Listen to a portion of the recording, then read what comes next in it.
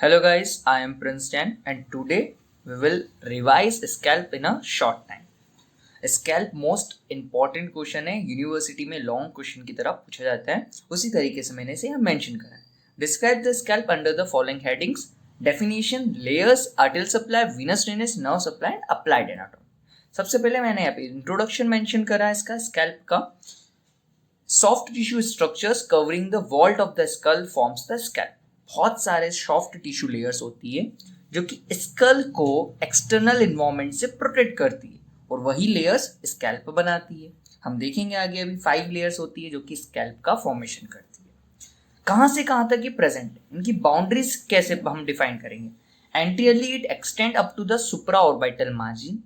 Posteriorly, it extend up to the external occipital protuberance and superior nuchal line. On each side, it is extend up to the superior temporal line. On each side means lateral side of the head. तो वहाँ पे ये superior temporal line तक extend करता है scalp. चलिए अब समझना है layers of scalp. 5 layers होती है scalp की. Superficial to deep हम यहाँ इसको देखने वाले हैं. सबसे सुपरफिशियल में स्किन होती है.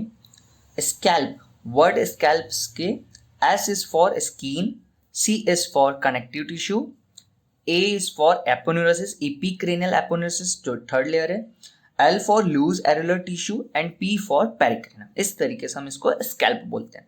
सबसे पहली लेयर होती है स्किन की. स्किन लेयर में हमें बहुत सारे sweat glands and sebaceous glands देखने को मिलते हैं. सेकेंड लेयर होती है कनेक्टिव टिश्यू की, जिसमें हमें आर्टरीज, वेन, नर्व्स देखने को मिलती है. एपिक्रेनियल एपोन्यूरोसिस थर्ड लेयर है. Fourth layer loose areolar tissue की है. एंड फाइनली फिफ्थ लेयर पेरिक्रेनियम, जो कि बहुत लूजली अटैच लेयर होती है. ये बहुत लूजली अटैच होती है स्कल से. एंड आपको यहाँ पर मैंने यहाँ पे ड्यूरल वीनस साइनस भी मेंशन करा है. एक ये ड्यूरल वीनस साइनस जो है वो लार्ज वीनस चैनल होता है स्कैल्प का. चलिए अब हमें यूनिवर्सिटी में इन 5 लेयर को इस तरीके से डिस्क्राइब करना है. स्किन में मैंने आपको बता दिया बहुत सारे स्वेट ग्लैंड्स और सीबेसियस ग्लैंड होते हैं. कनेक्टिव टिश्यू में ब्लड वेसल्स नर्व होती है, हमने देख लिया. एपोन्यूरोसिस कौन सी मसल की होती है? ऑसिपिटोफ्रंटलिस मसल. जनरली बच्चे इस मसल का नेम भूल जाते हैं. ऑसिपिटोफ्रंटलिस मसल ऑसिपिटल से फ्रंटल रीजन तक प्रेजेंट है. स्कैल्प में 2 बेली होती है, occipital and frontal belly. In first 3 layers को हम सर्जिकल लेयर ऑफ स्कैल्प भी बोलते हैं. Fourth layer loose areolar tissue की है. इसका एक्सटेंड जानना हमें बहुत जरूरी है क्योंकि अभी आगे हमें इसकी क्लिनिकल एनाटॉमी में समझ आएगा. सो एक्सटेंड कहाँ से कहाँ तक है इसका? एंटीरियरली कहाँ तक एक्सटेंड है? Into the eyelids. आईलिड्स तक चले जाती है. हाँ बिल्कुल. क्यों चले जाती है? क्योंकि जो आईलिड्स के यहाँ पे फ्रंटलिस मसल जो प्रेजेंट है उसका कोई बोनी अटैचमेंट नहीं होता है.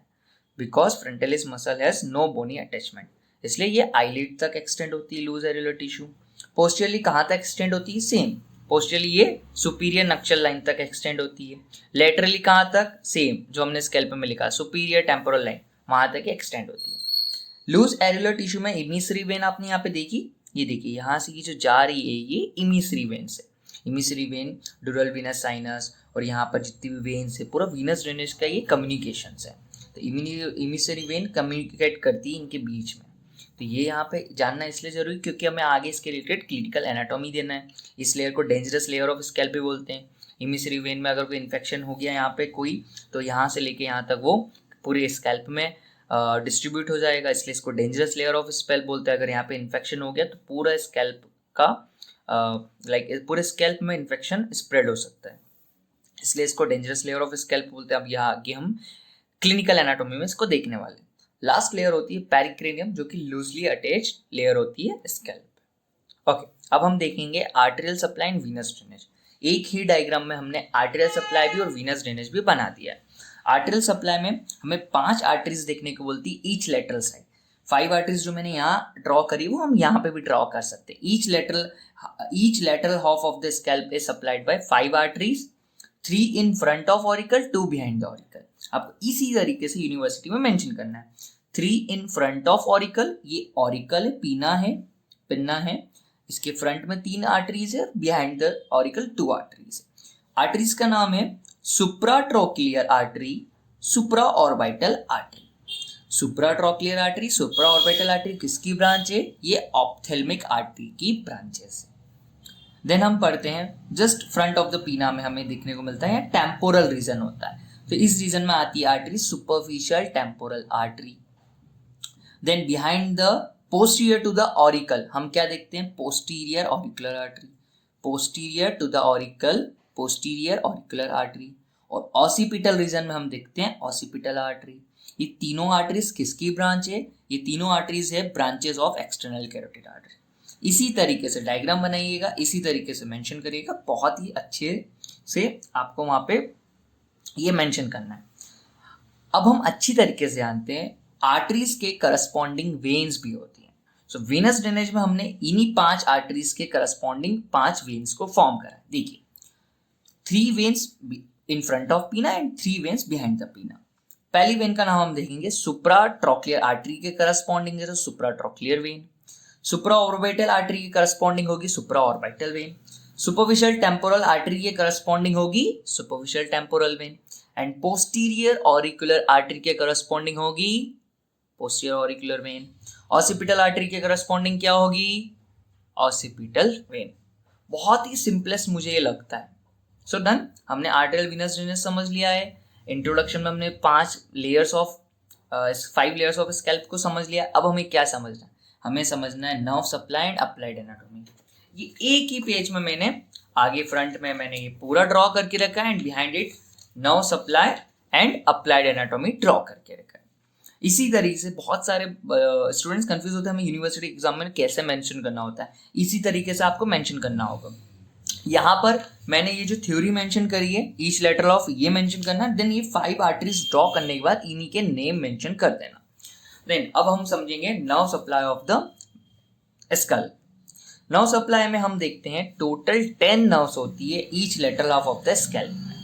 आउट ऑफ 10 नर्व्स 8 नर्व्स जो है वो सेंसरी होती है एंड 2 नर्व्स मोटर होती है। चलिए सबसे पहले सेंसरी नर्व्स को देखते हैं।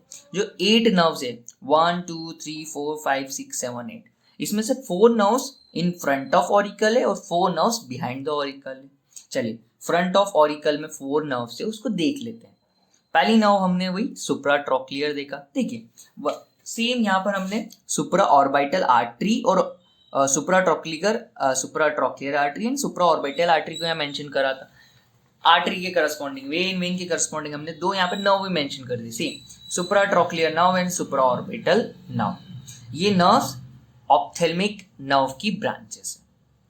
देन हम यहाँ मेंशन करते हैं zygomaticotemporal nerve and behind it auriculotemporal nerve. Auricle के फ्रंट में है, टेम्पोरल रीजन में सप्लाई कर रही है ऑरिकुलो टेम्पोरल नर्व।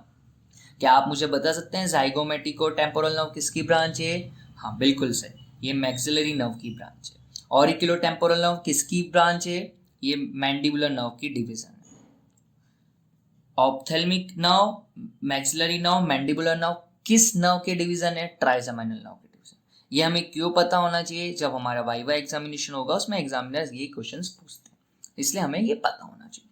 अब हम क्या देखने वाले हैं? Behind the auricle 4 nerves present है, great auricular nerve and lesser occipital nerve. Cervical plexus से ये डिविजन्स हमें मिलते हैं। बिहाइंड द ऑरिकल है great auricular nerve, occipital region में हमें लेसर ऑसिपिटल नर्व देखने को मिलती है, greater occipital nerve and third occipital nerve. 3 nerves occipital region में, lesser occipital, greater occipital and third occipital nerve. मुझे लगता है आपको ये डायग्राम वापस यहाँ दिखा देना चाहिए। देखिए सुप्रा ट्रोक्लियर नर्व, सुप्रा ऑर्बिटल नर्व, ऑप्थेल्मिक नर्व के डिवीजन इस तरीके से स्कैल्प में हमें यहाँ से आगे दिखते हैं। जाइगोमेटिको टेम्पोरल नर्व किसका डिवीजन है? मैक्सिलरी नर्व का। मैंडिबुलर नर्व का डिवीजन है ऑरिकुलो टेम्पोरल नर्व। देखिए ऑरिकल के आगे से यहाँ पर इस तरीके से यहाँ हमें दिख रही है। Great auricular nerve and lesser occipital nerve behind the auricle है। देखिए behind the auricle great auricular nerve, lesser occipital nerve यहाँ पे दिख रहा है एंड डॉर्सल रेमस की जो ये ब्रांचेस है वो हमें इस यहाँ ऑसिपिटल रीजन में देखने को मिलती है। अब हमें क्या समझना है? हमने सेंसरी नर्व समझ लिए। सेंसरी नर्व्स में हमने जो 8 नर्व्स थे वो समझ लिए। अब हमें मोटर्स नर्व देखनी है। मोटर नर्व सप्लाई क्या है स्कैल्प का? 2 मोटर नर्व है। एक है टेम्पोरल रीजन में जो दिख रही है temporal branch of facial nerve and behind the auricle posterior to the auricle posterior auricular branch of facial nerve. Branch of facial nerve क्यों बोल रहे हैं? क्योंकि फेशियल नर्व के कुछ डिविजन्स होते हैं, उसमें से हम यहाँ पे टेम्पोरल ब्रांच और पोस्टीरियर ऑरिकुलर ब्रांच देखने को मिलती है। ये हमने डिटेल में जब हमने पढ़ा था ये फेशियल नर्व के कुछ डिविजन्स देखे थे। टेम्पोरल वाला डिवीजन आपको यहाँ दिखने को मिल रहा है and posterior behind the auricle, posterior to the auricle, posterior auricular branch of facial nerve हमें यहाँ दिखने को मिल रही है। एग्जाम में आप इन सब नेम को मेंशन करेंगे डायग्राम ड्रॉ करने के बाद, देन ऐसा मेंशन करेंगे। सेंसरी नर्व सप्लाई में आप लिखेंगे each lateral half of the scalp is supplied by 8 nerves, 4 in front of auricle, 4 behind the auricle। देन हम इनके नेम मेंशन करेंगे। मोटर नर्व सप्लाई में हम लिखेंगे each lateral half of the scalp is supplied by 2 nerves, 1 in front of auricle, temporal branch of facial nerve, 1 behind the auricle, posterior auricular branch of facial nerve। हमने nerve supply of the scalp समझ लिया। अब हम समझेंगे applied anatomy of scalp. 5 layers, 5 applied anatomy मैंने mention करी।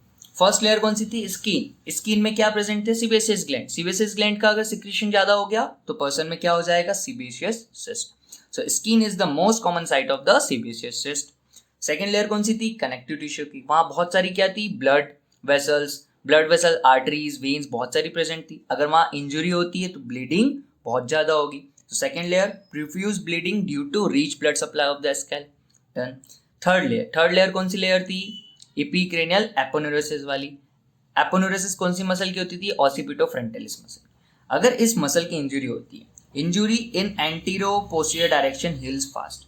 अगर ये मसल की एंटीरो पोस्टीरियर डायरेक्शन में अगर इंजुरी होती है तो उसकी हीलिंग बहुत ही ज्यादा जल्दी होती है, ये हमें याद रखना। Fourth layer dangerous layer of scalp, मैं आपको ये पहले ही बता चुका हूँ। लूज एरुलर लेयर जो है वो डेंजरस लेयर ऑफ स्कैल्प है। वहाँ एमिसरी वेन प्रेजेंट है, अगर कोई भी इन्फेक्शन वहाँ होता है तो पूरे स्कैल्प में स्प्रेड हो जाता है। ब्लैक आई कंडीशन क्यों? क्योंकि लूज एरुलर टिश्यू जो है एक्सटेंड होती है आईलिड्स तक। वहाँ पे अगर कहीं इंजुरी होती है तो वहाँ पे ब्लड और प्लस का एक्यूमुलेशन हो जाता है, जिसकी वजह से हमें ब्लैक आई कंडीशन दिखती है पेशेंट में।